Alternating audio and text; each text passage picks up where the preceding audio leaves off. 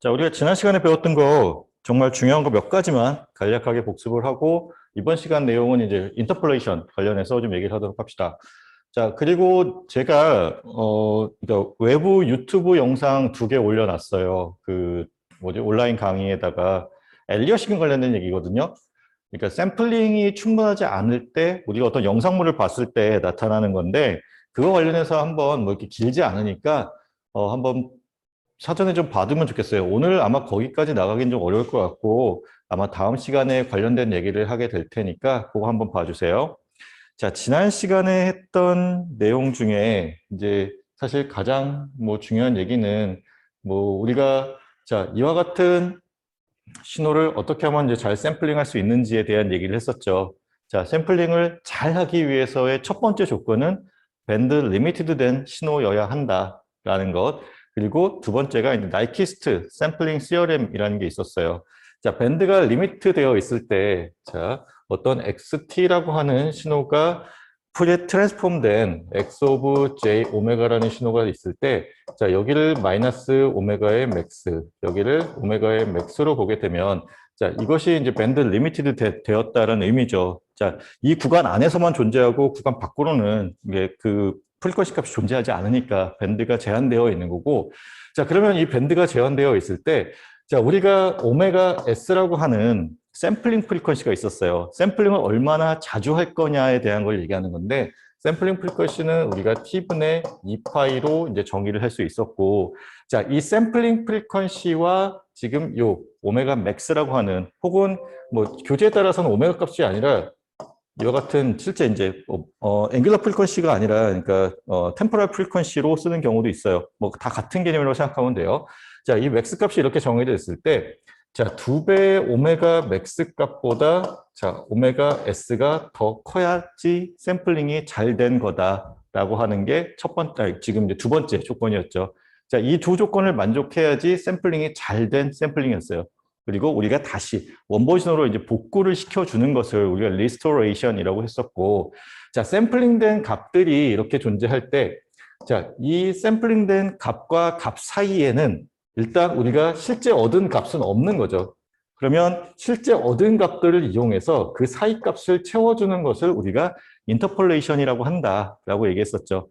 자, 그러면 이제 이것과 관련해서 우리가 기억을 꼭 해줬으면 좋겠다라고 했던 게 뭐였냐면 지금 여기 있는 이 이제 다이어그램이지 플로우 차트라고 할 수도 있고 다이어그램이라고 할 수 있는데 이것보다 이제 뒤에 있는 걸 좀 보도록 합시다.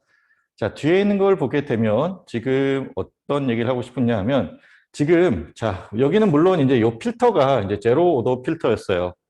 이제 뭐 퍼스트 오더 필터가 있고 이제 제로 오더 필터가 있었는데 요거는 제로 오더와 관련된 건데 자, 여기에 뭐 제로 오더가 아니라 그냥 어떤 복구를 위한 뭐 H 오브 J 오메가라고 하는 이상적인 필터가 있다라고 가정합시다.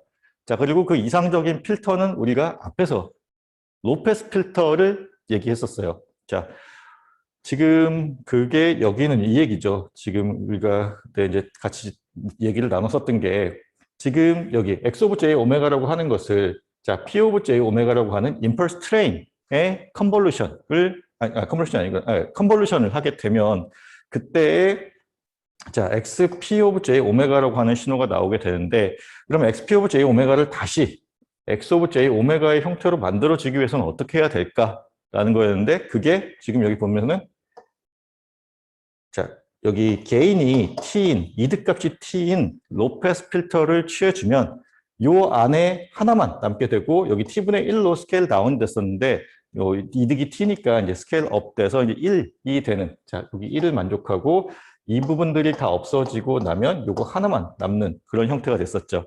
자, 여기 있는 이 로페스 필터라고 하는 거는 프리퀀시 도메인에서 지금 존재하는 필터였어요. 그렇죠?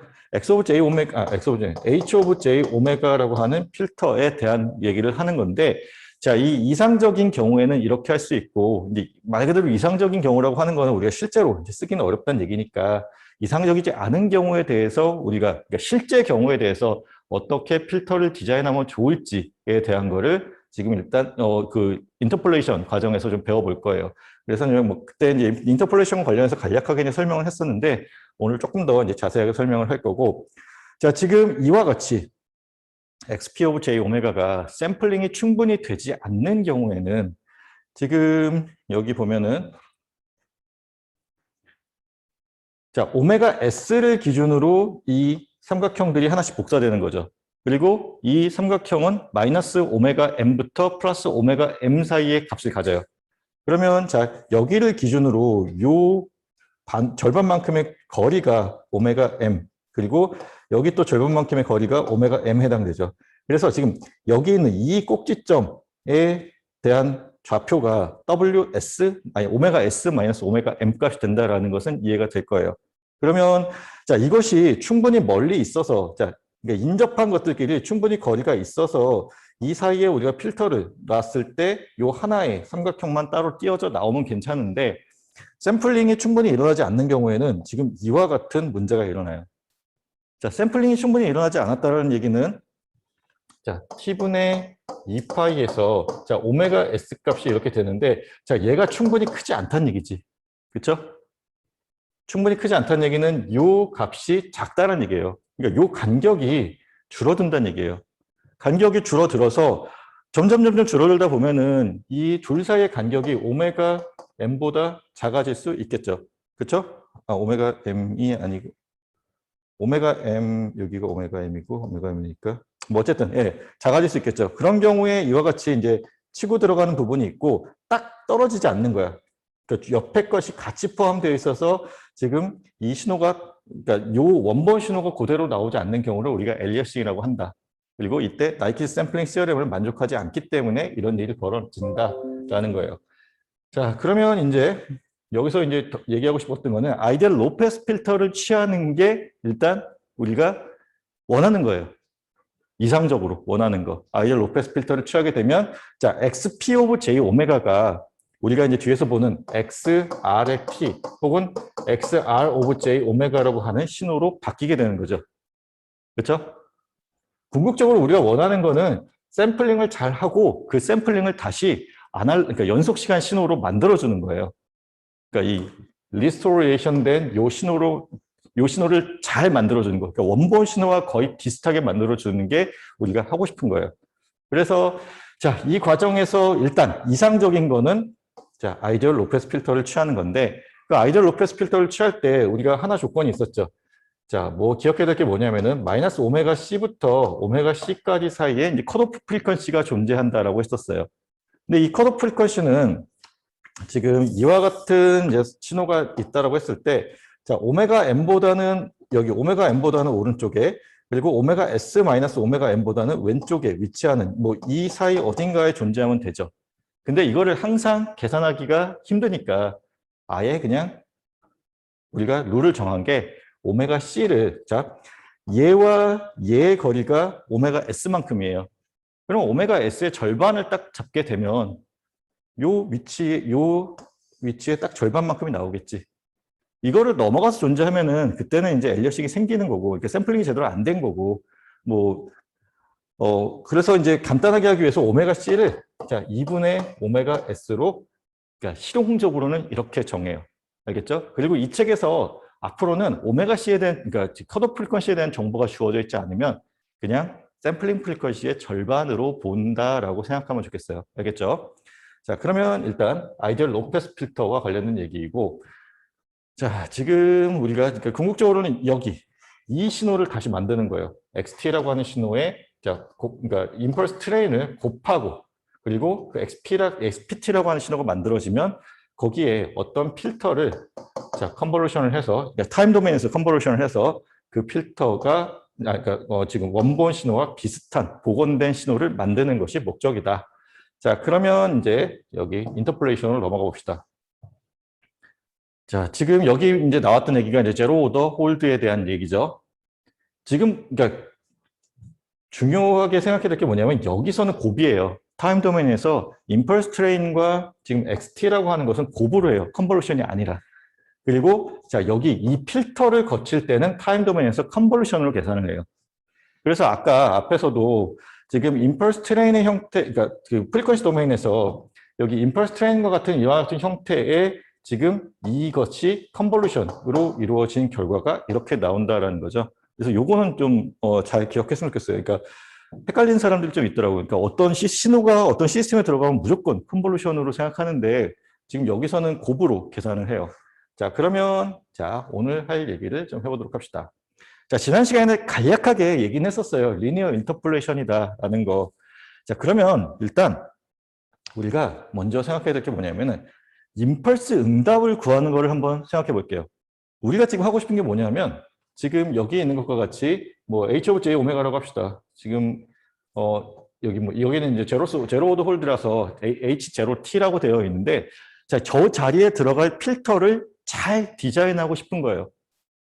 자, 아이디얼 로페스 필터와 비슷하게 만들고 싶은데 똑같이는 아마 안 될 거고 그래도 최대한 비슷하게 만들고 싶은데 그러면 자, 여기에 들어가는 이 필터의 임펄스 응답이 어떻게 생겨야 되느냐에 대한 건데 일단 제로 오더 홀드에 대한 임펄스 응답은 자, 여기 있는 것처럼 이렇게 생겼어요.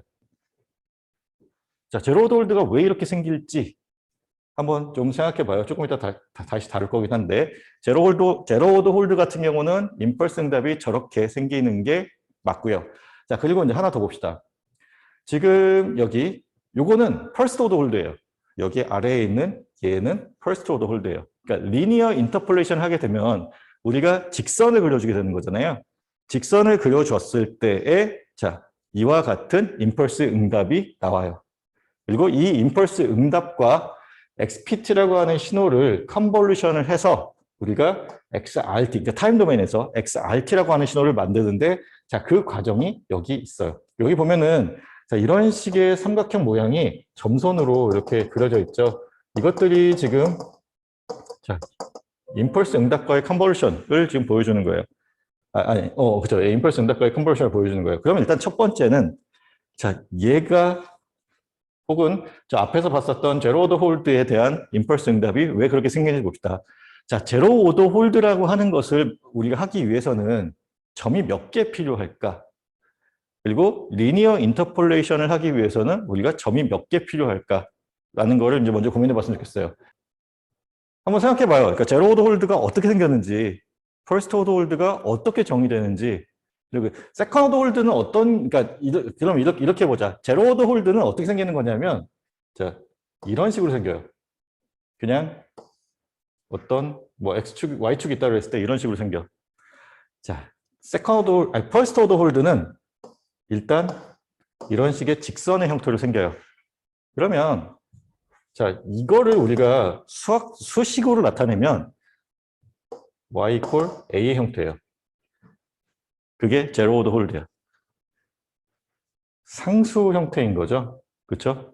그리고 자, 얘는 우리가 y equal ax 플러스 b의 형태로 정의가 돼요. 직선이에요. 그러면 이제 방금 얘기했었던 이제 세컨 오더 홀드라고 하는 것은 y equal ax 제곱 플러스 bx 플러스 c의 형태로 정의가 돼요. 자, 그러면 이제 답이 나왔지? 자, 제로 오더 홀드를 정의하기 위해서는 우리가 점이 하나 필요해요. 그리고 세컨 오더 홀드를 정의하기 위해서는 두 개의 점이 필요해요. 퍼스트 오더 홀드. 자, 세컨 오더 홀드 같은 경우는 점이 세 개 필요해요. A, B, C를 우리가 확정을 시켜줘야 이 관계가 나오는 거니까 우리가 점이 세 개 필요해요. 자, 그러면 일단 임펄스 응답이라는 게 뭔지를 생각해 봅시다. 임펄스 응답이라고 하는 것은 그냥 진짜 타임 도메인에 어떤 한 점에서 임펄스가 있고 이런 임펄스가 입력으로 들어갔을 때의 출력이에요. 그러면 이 입력이 들어갔을 때의 출력이니까 지금 얘 말고는 입력이 없는 거죠. 그렇죠? 주변 값이 없다는 얘기야. 딱 하나 들어갔어. 그리고 자, 0 있고 여기 마이너스 t 있고 여기 뭐 t 있고 2t 있고 뭐 이런 식으로 마이너스 2t 있고 이런 식으로 되는 거예요. 자, 그러면 자, 퍼스트 오더 홀드 같은 경우는 ht라고 했을 때 그 형태가 자, 이와 같은 형태로 나와요. 자, 0부터 t까지의 시간 동안 어떤 특정한 상수값을 유지하도록 만들어주는 게 퍼스트 오더 홀드의 임펄스 응답이에요. 그래서 지금 보면은 자, 이런 형태로 나왔지. 그쵸? 여기 있는 1의 스케일링을 갖는 이유는 어떤 특정한 점에서 그 값이 곱해진 웨이팅만큼 그러니까 이게 그러니까 주기 t 동안 유지하도록 만들어주기 위해 그런 거예요. 그러면 두 번째, 퍼스트 오더 홀드 같은 경우는 어떻게 될까? 퍼스트 오더 홀드는 우리가 두 개의 점이 필요하다고 했었죠. 그렇죠? 그러면 여기에 하나의 점이 있는 거고 나머지 점은 자 0인 거예요. 그렇죠? 임펄스가 하나만 존재해. 그러면 그 주변에 있는 값들은 없는 거예요. 그래서 자 이와 같은 형태로 나와요. 자, 요 개념 잘 한번 생각해 봐요. 자, 그러면 지금 우리가 얘는 지금 그러니까 얘는 지금 퍼스트 오더 홀드로 그린 건데 저거 말고 그냥 지금 제로 오더 홀드로부터 이제 인터폴레이션 하는 걸 한번 봅시다. 자, 지금 이런 점들이 주어졌어요. 그리고 그 점들이 이와 같이 이제 샘플링이 된 값들이죠. 자, 이 샘플링이 된 값에 해당되는 게 지금 XPT예요. 그렇죠? 우리가 앞에서 봤던 것 중에 XT가 들어가서 거기에 임펄스 트레이닝 곱해주고 나면 XPT의 형태가 나오게 되는데 그게 샘플링이 된 결과로 나온 거였어요. 자, 여기에 컨볼루션에 H, 뭐, 0T, 뭐, 혹은 H1T, 혹은 뭐, 그냥 HT를 컨볼루션을 하게 되는 거지. 제로 오더 홀드를 여기다가 인터폴레이션 하게 되면 이런 식으로 나와요. 요 구간까지. 그리고 이렇게 가다가 여기 값이 있다라고 했을 때 이렇게 그리고 뭐 여기 어딘가에 값이 또 있다라고 여기 어딘가 값이 있다라고 하면은 자, 이렇게 나와요. 그러면 자 원래는 얘가 뭐 그냥 부드럽게 그려진다고 했을 때 이런 식으로 뭐 그려지는 게 원본 신호였다고 생각합시다.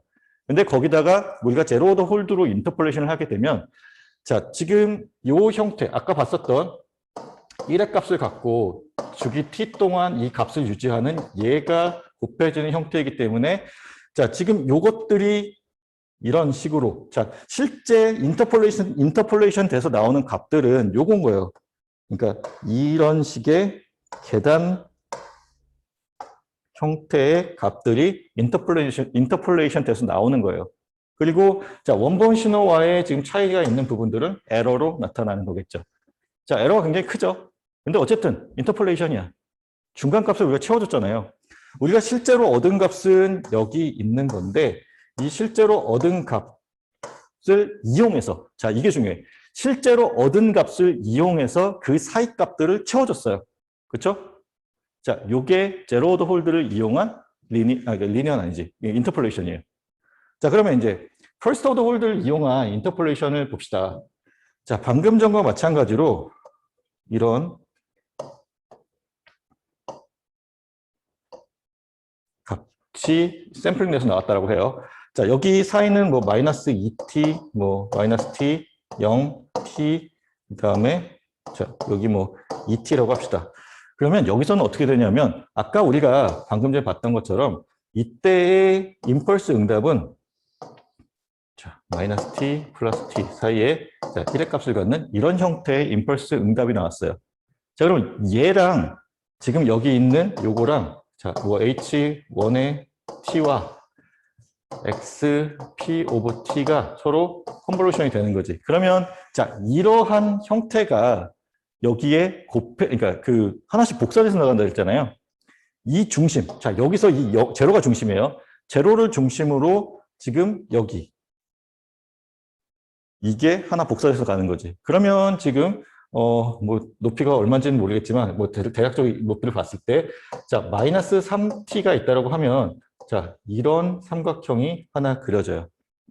그리고 자, 여기 마이너스 t를 기준으로는 이런 삼각형이 그려져요.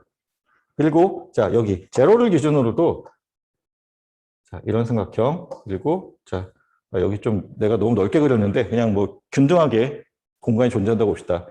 자, 그리고 여기 이제 뭐 3t가 어딘가 있다라고 하면 자, 이런 삼각형이 그려져요. 그러면 자, 여기서 이것들을 인터폴레이션 하기 위해서는 자, 그러니까 여기는 이제 그러니까 요 부분은 이쪽에서의 값이 없으니까 그냥 일단 무시합시다. 안쪽에서 값만 봐요. 안쪽에서 값만 보면은 자, 이 위치는 자, 여기 있는 얘에서 나오는 요 값과 요 값에서 나온 여기가 더해져서 뭐 대략적으로 한 이 정도쯤 되겠네. 그렇죠? 이런 값으로 연결되는 거예요. 그러니까 각각의 포인트들에서 지금 보면은 자, 여기는 얘랑 이 위치에선 얘랑 얘가 더해진 그 값이 뭐 한 이 정도쯤 되려나? 이런 값들이 더해져서 자, XR 오브 T를 만드는 것을 인터폴레이션이라고 하는 거예요. 자, 이해돼요? 이해돼? 자, 그래서 지금 보면은 요거 조금 지우지 말고 좀 이따 봅시다. 자, 여기 얘를 보면은 자, 이런 삼각형들이 지금 뭐 이렇게 계속해서 그려져 있지. 겹쳐지게 해도. 그러면 여기서 여기가 0이고 여기가 t, 여기가 2t, 그다음에 여기가 뭐 3t 이런 식으로 지금 나오는 거예요. 그러니까 요 꼭지점 하나마다 주기가 하나, 여기도 있구나. 네, 여기도 있고 여기도 있고 요 꼭지점 하나마다 주기가 하나씩 나온다라고 생각하면 돼요. 그리고 그 아래에 있는 값들을 지금 더해서 요 위치가, 그러니까 이 위치 같은 경우는 자, 여기에 2배가 되는 점에 지금 어떤 굵은 선이 생겨나게 되는데 그게 우리가 인터폴레이션을 한, 다시 말하면 복원한 XRT라고 되는 거예요. 근데 사실 우리가 이런 신호를 바라는 건 아니죠. 근데 어쨌든 우리가 퍼스트 오더 홀드를, 그러니까 리니어 인터폴레이션을 하게 되면 이와 같은 이게 꺾인 형태의 값들이 나온다는 거예요. 자, 지금 여기서 중요한 건 뭐냐면 인터폴레이션이 어떻게 되는지에 대한 개념을 좀 잡았으면 좋겠어요. 자, 우리가 지금 계속해서 하게 되는 거는 자, 이와 같은 과정 속에서 자, 얘를 어떤 걸 선택하냐에 따라서 인터폴레이션의 형태가 달라지는데 자, 인터폴레이션의 개념은 우리가 이 필터를 어떻게 디자인하냐에 따라서 지금 그 사이의 값들이 채워지는 형태가 달라지게 되는 거죠. 그리고 이상적인 필터는 로페스 필터라는 걸 이미 알고 있어요. 근데 이제 그거를 이제 조금 이따 얘기하겠지만 우리가 구현하기가 어려우니까 이상적이라는 건 사실 쉽지 않다는 얘기지. 어려우니까 이제 그거와 비슷한 것들을 하게 되는데 자, 일단 제로 오더 홀드와 퍼스트 오더 홀드를 가지고 이와 같이 개념을 좀 잡았으면 좋겠고 자, 그래서 지금 보면은 자, 여기서 하나만 더 얘기를 하면 좀 이따가 다시 얘기를 또 할 거긴 한데 자, 계속 반복해서 얘기하는 거니까 잘 기억해 봐요. 자, 지금 보면은 여기서 또 중요한 게 뭐냐면 자, 실제로 샘플링된 값들은 자, 여기에요. 그렇죠? 자, 샘플링된 값의 위치에서는 자, 주변 값의 영향을 받지 않아요. 자, 보세요. 자, 얘를 기준 봅시다. 여기 얘를 기준 봅시다. 자, 얘를 기준 보면은 자, 지금 옆에 있는 요 선이 이렇게 와서 여기서는 0이 돼. 그러면 자, 얘가 갖고 있는 그리고 이 오른쪽에 t에서 오는 얘도 여기선 0이 돼. 그러면 지금 요 값이 정해지는 거는 순전히 원래 샘플링된 이 값에 의해서만 정해지게 돼요. 그게 맞겠지. 내가 참값을 이미 알고 있는 거잖아요. 샘플링이라는 게 원래 우리가 XT라고 하는 데에다가 여기서 샘플링을 통해서 우리가 구한 값이기 때문에 그 값은 바뀌면 안 되고 유지되는 게 맞아요. 그래서 참 재미나게도 이 값이 이 위치들에서는 유지가 돼요. 이게 아까 제로 오더 홀드도 마찬가지예요. 제로 오더 홀드 같은 경우도 어떤 값이 있으면 이 값을 기준으로 유지하기 때문에 적어도 그 위치, 샘플링이 된 그 위치에서는 원래 참값을 가지고 있다는 거예요. 그리고 그것을 이용해서 이제 요 주변 값들을 이제 채워주게 되는 건데, 자, 하나 더 봐야 될 거 뭐냐면, 자, 지금 여기서는 사실은 이제 조금 얘기가 되게 단순하긴 해요. 근데 조금 있다가 이제 우리가 싱크 형태를 보게 되면, 그러니까 로페스 필터 형태를 보게 되면 조금 더 이제 이해가 될 텐데, 자, 지금 우리가 직관적으로 여기 가운데 있는 이 점은, 자, 누가 가장 영향을 많이 미쳐야 될까? 가장 가까운 두 점이 영향을 가장 많이 미치는 게 맞겠죠. 그렇죠? 지금 이런 형태로 가는 과정 중에서 샘플링된 값이에요. 그러면 이 값에 영향을 미칠 수 있는 거는 얘와 얘가 가장 영향을 많이, 아니, 일단 여기 이 가운데 부분에 대해서는 얘와 얘가 영향을 많이 미치는 게 맞겠죠. 그런 개념으로 딱 그려졌어요. 그렇죠? 여기는 이제 펄스 오더기 때문에 그러니까 주변 값들이 더 안 치고 들어와서 그래. 그러면 자, 이제는 아이디얼 로페스 필터로 넘어갈게요. 자, 이제 그러니까 인터폴레이션에 대한 개념을 이해했다라고 가정을 하고 다음으로 넘어가는 거예요. 혹시 이 부분이 잘 이해가 안 되면 나중에 이제 녹화된 동영상 돌려보면서 좀 다시 이해를 했으면 좋겠어요. 자, 지금 우리가 원하는 아이디얼 로페스 필터를 썼을 때에 대한 얘기예요. 자, 지금 보면은 자, 여기 XRT라고 하는 게 우리가 아까 봤듯이 자, XT라고 하는 신호가 원래 있었고 거기다가 그게 XPT가 되고 그리고 자, H 뭐 T를 거쳐서 자, 여기서는 곱이고 여기서는 컨볼루션이고 그리고 이것이 XRT로 바뀌게 된다라고 했어요. 그렇죠? 자, 이 과정 중에서 지금 XRT라고 하는 건 이 최종 결과예요. 자, 그리고 그 XRT를 지금 이와 같이 정의를 했어요. 자, XNT라고 하는 샘플링된 신호에 컨볼루션한 거죠. HT를. 그렇죠? HT를 컨볼루션 형태로 정의를 했고, 자, 그러면 여기서 HT를 이런 식으로 본다라는 거야. 아이디얼 로페스 필터예요. 아이디얼 로페스 필터는 자, 스퀘어 웨이브 형태로 주파수 축상에서 존재하게 되죠. 그렇죠? 그러면 이것을 인버스 프레 트랜스폼 하게 되면 그 형태가 싱크의 형태가 나온다라는 거는 우리가 알고 있어요. 알고 있다고 가정합시다. 그래서 지금 우리가 XT라고 하는 신호가 싱크의 형태가 되려면 자, 파이 T분의 사인 저 파이 T 맞나? 갑자기 헷갈리네. 잠깐만. 여기가 파이가 아니지. 파이 T분의 사인 오메가 T의 형태로 만들어지면 이게 싱크의 형태죠. 그렇죠? 자, 그러면 여기서 자, 얘랑 비교해 보면 다른 부분이 몇 개 있어요. 뭐냐면 여기 T라고 하는 값이 곱해져 있어. 왜 곱해져 있을까? 자, 우리가 앞에서 자, 아이디얼 로페스 필터를 만들 때 그 로페스 필터의 개인이 그러니까 스케일링 팩터가 T여야 된다 그랬어요. 왜냐하면 우리가 이 XPT를 만드는 과정에서 T분의 1로 값이 줄어들어요. 그러면 우리가 로페스 필터를 만들 때 그 높이가 T인 로페스 필터를 구해줘야 된다 그랬지. 그래서 자, 여기 개인, 이득 T가 곱해진 거예요. 자, 이거는 그런 이유 때문에 왔어요. 자, 그리고 이제 하나 더. 이거 오타 아니고 진짜 이렇게 쓴 거야. 오메가 C가 분모에도 있고 분자에도 있어. 사실 이거 그냥 약분해서 없애주면 되는데, 그쵸? 굳이 남겨놨어. 네, 왜 남겨놨는지 같이 봅시다.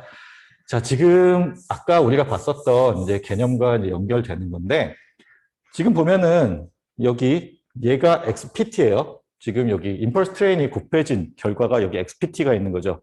여기다가 자, 아이디얼 로페스 필터의 그 임펄스 응답을 컨버전을 해주면 자, 아래에 있는 이와 같은 형태로 나와요. 좀 복잡하게 생겼어요. 그렇죠? 복잡하게 생겼는데 싱크가 자, 어떤 임펄스가 있다고 했을 때, 그러니까 임펄스가 있다고 했을 때 이것을 기준으로 자, 이와 같은 형태를 갖게 되죠. 그렇죠? 자, 이와 같은 형태를 갖게 되고 그것을 여기 각각 하나하나 이거를 다 씌워준 거야. 그러니까 이 형태가 여기 하나하나마다 복사되어서 들어갔다라고 생각하면 돼요. 그래서 지금 여기 아래에 있는 것처럼 좀 복잡하게 그려졌어요. 그리고 이렇게 복잡하기 때문에 우리가 안 써요. 못 써. 네. 진짜 복잡해서.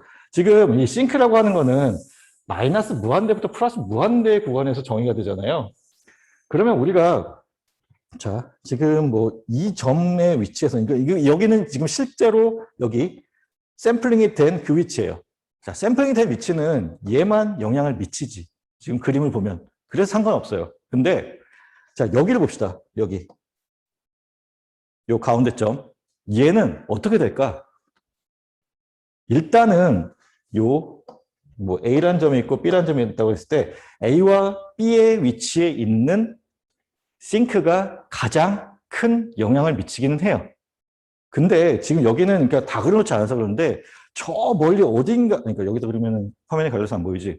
자, 저 멀리 어딘가에 있는 그 싱크가 리플을 계속 만들면서 무한히 와서 여기다가 또 영향을 미쳐요.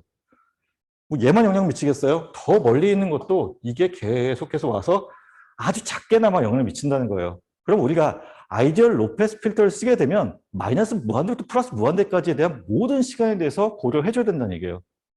이게 가능하지가 않죠. 그래서 아이디얼 로페스 필터가 우리가 정답이라는 것을 알긴 하지만 사용하지는 못해요. 그래서 이제 뭐 실용적으로 이제 사용하는 방법을 이제 고안했는데 그래도 우리가 아이디얼한 경우를 좀 이해를 해야 우리가 이제 뭐 실제적으로 어떻게 하는지에 대한 개념이 잡히기 때문에 자 봅시다. 지금 여기서 이제 재미난 거는 이거예요. 아까 이제 오메가 C가 왜 들어가는지에 대해서도 이제 같이 얘기를 해봐야 되는 건데, 자 지금 얘를 기준으로 자 이거를 t 0 마이너스 t 뭐 마이너스 2t 그다음에 뭐 t 2t 뭐 3t 이런 식으로 간다고 봅시다. 자 지금 오메가 C예요. 지금 컷오프 프리퀀시예요. 컷오프 프리퀀시 우리가 어떻게 정의한다? 샘플링 프리퀀시하고 관계해서 샘플링 프리퀀시의 절반으로 정의한다. 그렇죠? 맞아? 우리 앞에서 방금 했었잖아. 복습할 때. 오메가 C는 2분의 오메가 S로 정의해요. 그러면 오메가 S는 어떻게 정의될까? 오메가 S는 T분의 2파이로 정의되지. 그러면 얘를 여기에 넣고 대입하면 자, 오메가 C는 주기와의 관계에 있어서는 T분의 파이로 정의가 돼요. 자, 일단 요거 하나. 자, 그리고 자 봅시다. 자, 오메가 C에다가 T분의 파이를 대입하고 자, 여기 지금 T가 되는 위치들에서의 점을 한번 봅시다. T가 되는, 그러니까 T의 배수가 되는 위치들에서 보면 T의 배수가 되는 위치들에서는 사인 여기 자 T와 여기가 뭐 여기가 T의 배수가 될 테니까 약분돼서 없어지고 남는 게 뭐 N배의 파이 정도가 되겠죠. N배의 파이가 되면 그 위치에서는 사인 값이 0이죠. 맞잖아. 그렇죠?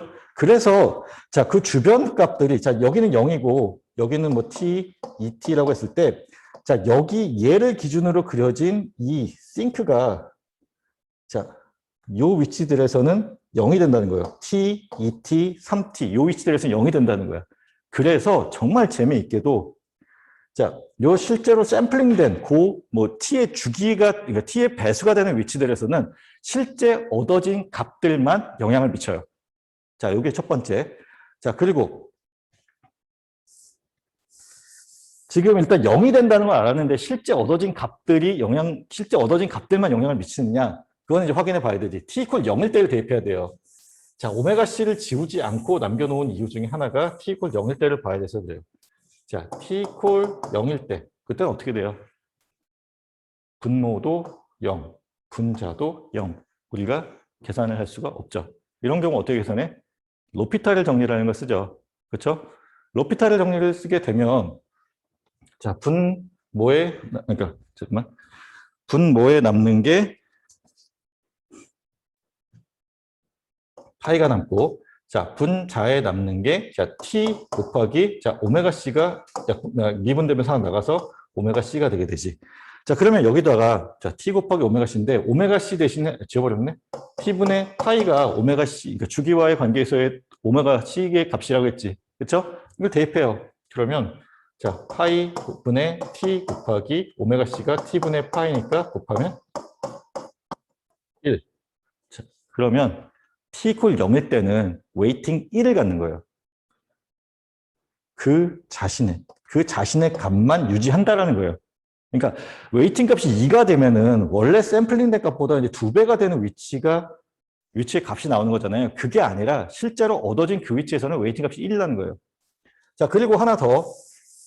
아까 이제 뭐 그러니까 퍼스트 홀드에서도 우리 같이 봤었는데 지금 보면은 자, 여기 실제 얻어진 점 하나 있고 그리고 여기 실제 얻어진 점 하나 있어요. 자, 그리고 나서 보면은 여기 가운데 부분을 봅시다. 자, 지금 이것들이 다 더해져서 요 가운데 부분에 있는 것들이 다 더해져서 나온 값이 여기 있는 요 값이라고 보는 거예요.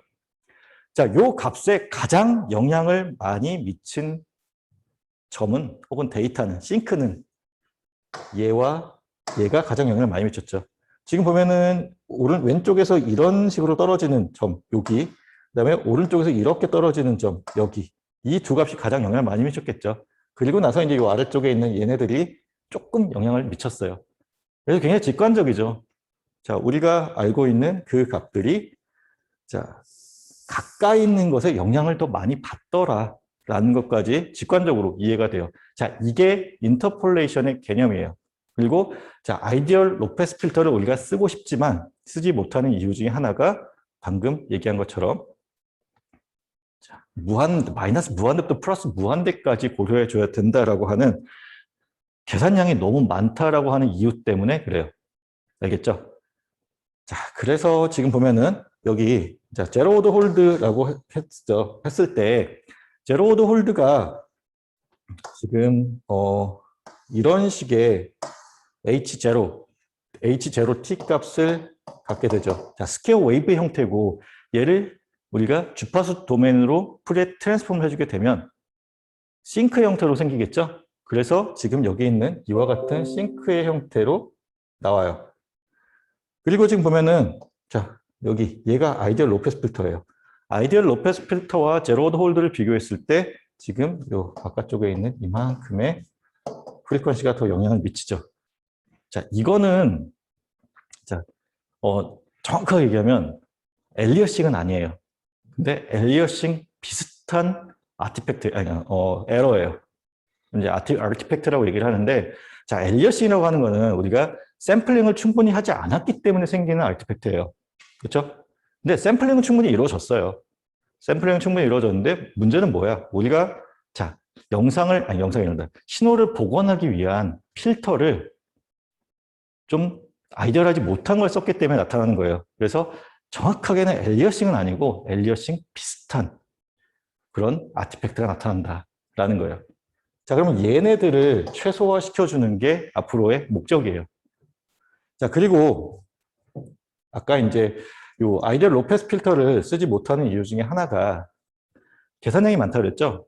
자, 그래서 이제 사람들이 실용적으로 많이 쓰는 게 뭐냐면 자, 윈도우드 싱크라는 걸 많이 써요. 자, 싱크는 싱크인데 윈도우드 싱크라고 해요. 자, 어떤 임펄스가 이렇게 있을 때 이것을 뭐 이런 식으로 생겼다고 합시다. 그리고 얘를 이런 식으로 생겼다고 해요. 자, 타임 도메인에서 이렇게 생겼다고 하면 자, 윈도우드라는 얘기가 들어가게 되면 이거를 우리가 자르겠다는 얘기예요. 적당한 값을 정해서 이렇게 하나, 둘, 셋, 하나, 둘, 셋. 자, 이렇게 자르는 거예요.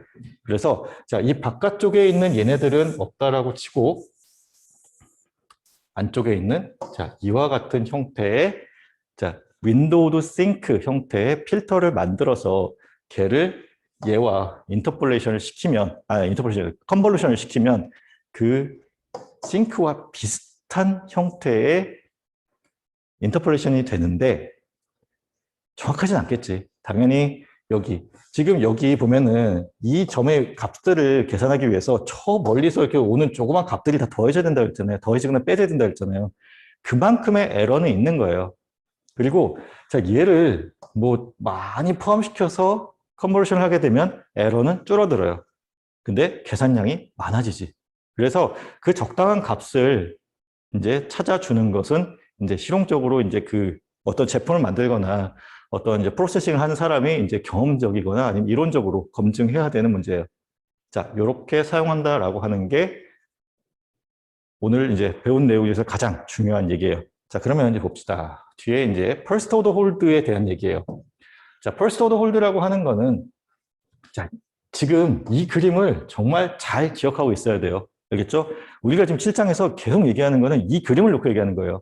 우리가 지난 시간에 여기 XPT라고 하는 신호까지 배운 거고, 그리고 이번 시간에 여기 필터를 디자인하는 거를 우리가 배우고 있는 거고, 아직 끝난 건 아니라서 배우고 있는 거고, 그리고 궁극적으로 원하는 거는 우리가 샘플링된 신호를 자, 원본 신호와 최대한 비슷하게 복원시키는 게 하고 싶은 거예요. 그 이유는 요즘에 우리가 다루는 것들이 모두 다 디지털 신호이기 때문에 그래요. 자, 나중에 한번 제가 올려드린 그 유튜브 영상 한번 보세요. 자, 이게 뭐냐면, 그러니까 미리 이제 얘기를 하면 뭐냐면, 샘플링이 충분히 이루어지지 않았을 때의 그 영상을 가지고 그러니까 샘플링이 충분히 이루어지지 않았을 때의 영상을 가지고 영상을 복원했을 때 어떤 문제가 생기냐는 거예요. 거기 보면은 헬리콥터가 하나 이렇게 날아다녀요. 근데 분명히 날아다니는데 날개가 안 움직여. 프로펠러가. 가만히 있는 것처럼 보여요. 되게 신기해요. 그리고 어떤 순간에는 그러니까 도는 방향도 어떤 순간에는 시계 방향을 돌다가 어떤 순간 갑자기 반시계 방향을 돌다가 그런 경우도 생겨요. 그러니까 이게 결국은 샘플링을 충분히 했으면 이런 일이 일어나지 않는데 샘플링을 충분히 하지 않았기 때문에 다시 말하면 이제 뭐 영상을 찍거나 영화를 찍을 때 초당 프레임 수라는 게 정해지잖아요. 그게 결국은 샘플링된 값이에요. 그 초당 프레임 수가 충분히 들어가 있으면 회전하는 그게 이제 충분히 잘 표현이 되는데 그렇지 않은 경우에는 그게 충분히 표현이 안 되는 거지. 그래서 그거는 이제 다음 시간에 우리가 엘리어싱과 관련된 얘기를 하면서 보도록 하고, 자, 그래서 지금 우리는 지금 여기를 다루고 있다. 그리고 지금 XPT라고 하는 신호가 또 나왔죠. 거기에 First Order Hold에 해당되는, 그러니까 Linear Interpolation에 해당되는 자, 임펄스 응답이 존재하고, 이 임펄스 응답과 지금 XPT라고 하는 것을 서로 컨버전을 하게 되면 지금 이와 같은 삼각형들이 자, 여기는 0이 돼야겠지? 0, 그리고 여기 t, 2t 요 각각의 점들마다 이런 식으로 생겨서 여기 위쪽에 있는 이 복원된 신호를 만들게 된다. 근데 이거는 잘 된 거는 아닌 게 원래 부드럽게 연결이 되어야 될 것 같은데 지금 꺾어진 형태가 되죠. 자, 일반적으로 우리가 다루는 신호들이, 그러니까 실제 신호들이 이와 같이 불연속적인 신호는 없어요, 사실은. 그렇죠? 자연계에 존재하는 신호를 봐. 뭐 이런 식으로 꺾어져서 들어오는 신호들이 없지. 그렇죠? 그래서 자, 그런 문제가 있어서 또 이제 또 뒤에서 또 다른 방법을 찾겠죠. 자, 그리고 지금 여기 보면은 제로 오더 홀드에 대한 주파수 스펙트럼 비교해 놓은 거예요. 그 필터에 여기는 이제 퍼스트 오더 홀드에 대한 주파수 스펙트럼이에요. 그러면 지금 보면은 퍼스트 오더 홀드 같은 경우는 이 바깥쪽에서 아래쪽으로 이렇게 오목한 형태로 들어가요. 제로 오더 홀드는 위쪽으로 이렇게 올록한 형태로 들어오죠. 자, 누가 더 에러가 크겠어요? 당연히 자, 요 밑면적을 놓고 볼 때 얘가 더 에러가 크고 얘가 더 에러가 작아지죠. 그래서 차수를 올려가면 올려갈수록 이 에러는 점점 줄어들어요.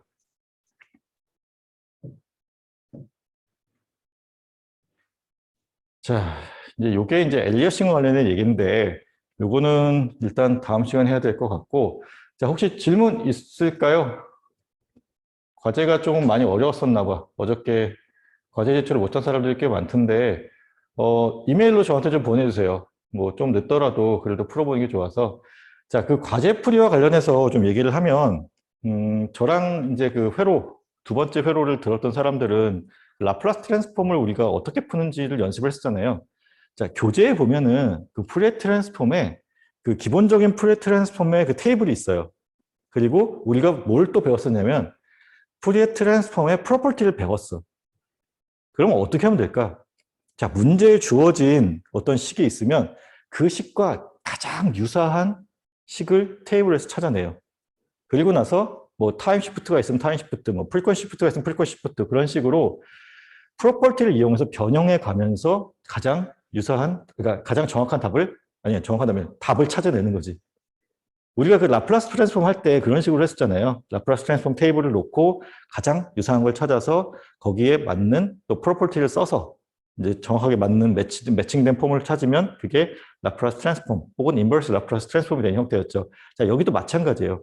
물론 듀얼리티를 이용할 수 있어요. 근데 듀얼리티는 나도 맨날 헷갈려 그거는. 그래서 뭐 여러분들이 잘 이용할 수 있다고 하면은 듀얼리티를 이용하는 것도 좋은데 사실은 거기 교재에 있는 테이블을 이용해서 푸는 방법을 좀 연습해 봤으면 좋겠어요. 알겠죠? 그거를 생으로 풀려고 그러면 어려운 게 사실이에요. 근데 이제 뭐 계산하는 과정을 좀 연습해야 되니까 좀 문제를 좀 많이 낸 감은 없지 않아 있는데 뭐 어쨌든 너무 이렇게 힘들어하지 말고 좀 연습을 충분히 하자는 의미로 냈으니까 과제 안 낸 사람들은 오늘 자정까지 좀 저한테 좀 보내주세요. 이메일로. 알겠죠?